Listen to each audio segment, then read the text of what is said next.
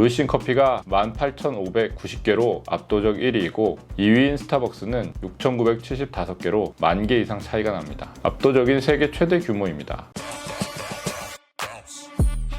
안녕하세요. 서울경제 베이징 특파원 김광수입니다. 중국의 커피 소비가 늘어나면서 고속성장 가도를 달리던 커피 프랜차이즈 업체들의 급브레이크가 걸렸습니다. 소비 회복이 더딘 데다 아메리카노 한 잔이 10위안도 안 되는 가격에 팔리며 수익성이 악화되고 있는 영향입니다. 제가 있는 베이징은 벌써부터 30도 후반에 달하는 폭염이 기승을 부리고 있습니다. 과거에는 한여름에도 뜨거운 차를 마시는 게 일반적이던 중국인들이었지만 이제는 시원한 커피류를 마시는 사람을 어렵지 않게 찾아볼 수 있습니다. 일찌감치 커피 시장 잠재력을 예상하고 중국에 진출한 글로벌 프랜차이즈 업체들과 중국 토종업체들로 인해 중국 커피 시장 규모는 최근 10년 동안 연평균 28%로 빠르게 성장했습니다. 2023년 기준 중국의 커피 시장 규모는 분석기관에 따라 한화로 34조 원에서 70조 원가량까지 추산하고 있습니다. 한국의 커피 시장이 약 7조 원 정도인 만큼 적게는 5배, 많게는 10배가량 되는 셈입니다. 중국에선 코로나19 기간에 폐업하는 상점이 많았지만 커피 매장만은 연 2만 개 넘는 매장이 문을 열 정도였습니다. 중국의 커피 문화 확산은 1인당 소비량과 선호하는 음료의 변화에서도 알 수 있습니다.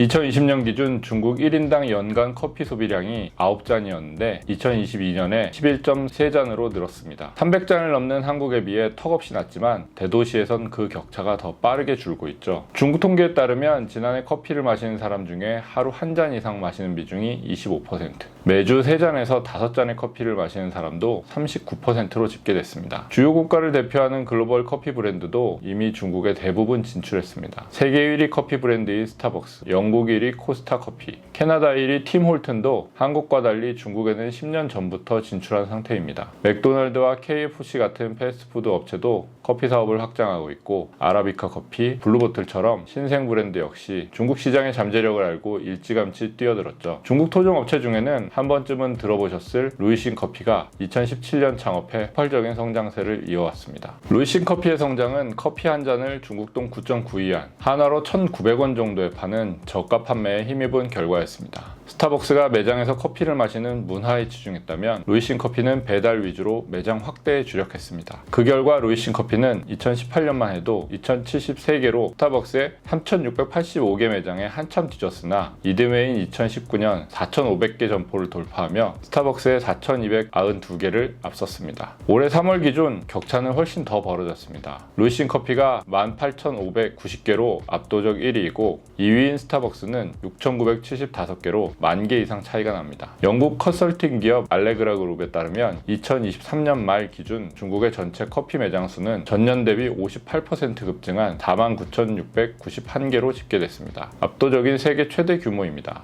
루이싱은 지난해 2분기 8억 5,500만 달러의 매출을 기록하며 스타벅스의 8억 2,200만 달러를 처음으로 앞서 중국 커피업계 매출 1위에도 올랐습니다. 이런 성장을 이어오다가 중국 내 커피 업체들의 수익성은 최근 크게 악화된 것으로 나타났습니다. 올해 1분기 루이싱 커피의 비일반 회계 기준 직영점 매출은 전년 동기 대비 20.3% 감소했습니다. 지난해 같은 기간 29.6% 증가와 대비됩니다. 영업이익은 전년 동기 대비 99.3%나 급감하며 500만 위안, 한화 10억 원에도 못 미쳤습니다. 영업이익률은 고작 0.1%에 불과했습니다. 루이싱 커피 측은 이 같은 실적에 대해 9.92위안 프로모션으로 평균 판매 가격이 하락했고 급격한 확장에 따른 매장 임대료, 인건비, 원재료 비용 상승도 영향을 미쳤다고 설명했습니다. 루이싱 커피는 경쟁 업체인 쿠디커피와 9.92위안 경쟁을 펼치면서 작년 3분기부터 영업이익률이 크게 추락하고 있습니다. 쿠디커피는 루이싱 커피가 2020년 회계부정 사건을 겪었을 때 해고당한 경영진들이 2022년 설립한 후발업체로 모든 전략은 루이싱 커피와 비슷하게 세우고 있습니다. 한 잔당 8.8위안짜리 커피를 전면에 내세우며 이미 올해 3월 기준 스타벅스의 뒤를 바짝 쫓는 6,600개 점포를 열어 매장 수 3위에 올랐습니다. 쿠디커피는 루이싱과 매장 거리가 100m 이내면 단당 1.5위안, 150m 이내면 1위안의 보조금을 지급하며 루이싱을 자극하는 맞불 전략으로 나서고 있습니다. 두 업체의 치킨 게임은 다른 업체들로도 옮겨붙은 상태입니다. 3월 현재 점포수가 903개로 중국 내 7위인 캐나다 업체 티몰트는 2월 한 달 동안 창립 60주년 기념으로 아메리카노와 베이글을 각각 9.92 안에 팔았지만 루이신 커피와 쿠디 커피의 고객들을 크게 빼앗아 보진 못했습니다. 스타벅스는 가격 인하에는 동참하지 않는 대신 1+1 쿠폰이나 무료 배송 등의 혜택을 제공했지만 올해 1분기 매출은 전년 동기 대비 8% 감소한 7억